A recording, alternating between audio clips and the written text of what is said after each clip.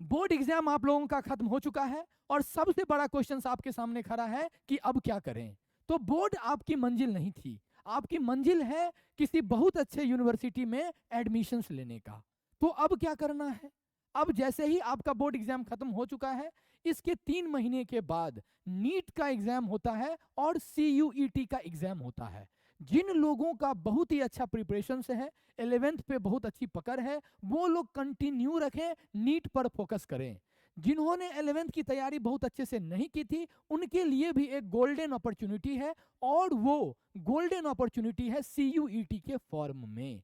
तो यहाँ पर CUET के थ्रू जो लोग बायोलॉजी बैकग्राउंड से थे, उनके बारे में मैं डिस्कस कर रहा हूँ कि आप लोग इसमें क्या कर सकते हैं। तो सबसे पहले जो लोग बायोलॉजी बैकग्राउंड से थे, उनके लिए सबसे बड़ा गोल्डन अपॉर्चुनिटी है कि ICAR जो एग्जाम कंडक्ट करवाता था, वो पहले सेपरेट एग्जाम होता था, लेकिन अब ये CUET में शामिल हो गया है, और जितने भी कंट्री में एग्रीकल्चर कॉलेज हैं, उसमें एडमिशन CUET के थ्रू ही मिलता है।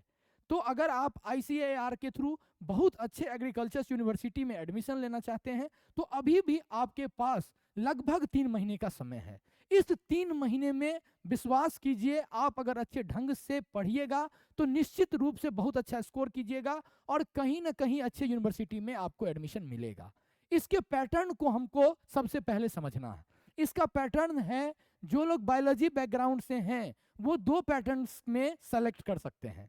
पहला, जिनका फिजिक्स केमिस्ट्री बायोलॉजी है वो, और दूसरा जिनका केमिस्ट्री बायोलॉजी एग्रीकल्चर है वो ICAR के थ्रू एग्जाम्स के लिए एलिजिबल हैं। बायोलॉजी बैकग्राउंड की बात कर रहे हैं, मैथ की बात नहीं कर रहे हैं। तो जो लोग बायोलॉजी बैकग्राउंड से हैं, वो अगर उनका सब्जेक्ट एग्रीकल्चर था, तो केमिस्ट्री, एग्रीकल्चर और बायोलॉजी इसको बेस बना सकते हैं, और जिनका बैकग्राउंड बायोलॉजी है, वो बायोलॉजी और फिजिक्स और केमिस्ट्री को सेलेक्ट कर सकते हैं पेपर में। अब यहां पर सबसे बड़ा क्वेश्चन है कि क्वेश्चंस का पैटर्न कैसा होगा। तो क्वेश्चंस का जो पैटर्न होता है, वो MCQ टाइप का क्वेश्चंस होता है। 50 जो है आपका बायोलॉजी से होगा, 50 फिजिक्स से, 50 केमिस्ट्री से। जिनका एग्रीकल्चर से है, उनका भी 50 क्वेश्चन एग्रीकल्चर से, 50 केमिस्ट्री से, 50 बायोलॉजी से। यहां पर हम बता देते हैं, आपको जो नंबर ऑफ क्वेश्चंस बनाना है, हर सब्जेक्ट में 50-50-50 क्वेश्चंस है। आपको जो क्वेश्चंस बनाना है, वो 40 क्वेश्चंस बनाना है। हर एक क्वेश्चंस का मार्क्स 5 मार्क्स है। अगर आप सही कीजिएगा तो 5 मार्क्स मिलेगा, और गलत कीजिएगा तो 1 मार्क्स आपका कट जाएगा। तो अगर आप इसको देखते हैं, तो टोटल नंबर जो है एग्जामिनेशंस का, वो 600 है, जिसमें 200 नंबर का आपका बायोलॉजी है, 200 का फिजिक्स है, 200 का केमिस्ट्री है। अगर आपका एग्रीकल्चर बैकग्राउंड है, तो एग्रीकल्चर 200 का है, बायोलॉजी 200 का है, और केमिस्ट्री 200 का है।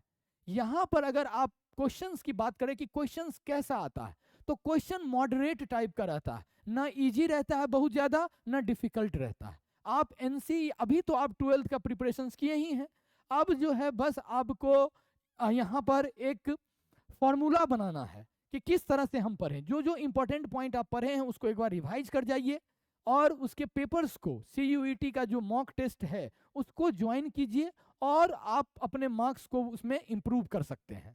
ठीक है, यहाँ तक हम लोग डिस्कस कर चुके हैं। उसके बाद जो है हम लोग ऑनलाइन मेथड से बैच को भी शुरू करेंगे, जिसका मोड ऑनलाइन और ऑफलाइन दोनों रहेगा। 10 AM से 10 AM से हम लोग बैच शुरू करेंगे। आप YouTube पर लाइव भी जुड़ सकते हैं।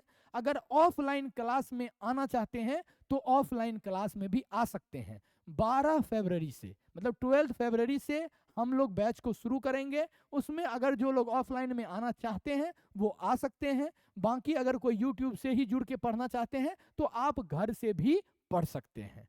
यहाँ पर हम लोग पूरे वेटेज को समझ गए। सिलेबस जो है CUET का सिर्फ और सिर्फ 12th है, तो 12th पर फोकस होकर के मेहनत कीजिए, और इस 3 महीने में इतना मेहनत कीजिए कि आप किसी अच्छे यूनिवर्सिटी में एडमिशन ले सकें।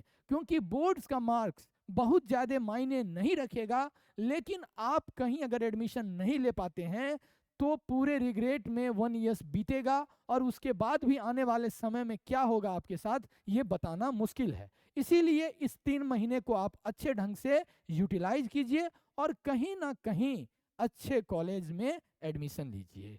Thank you very much.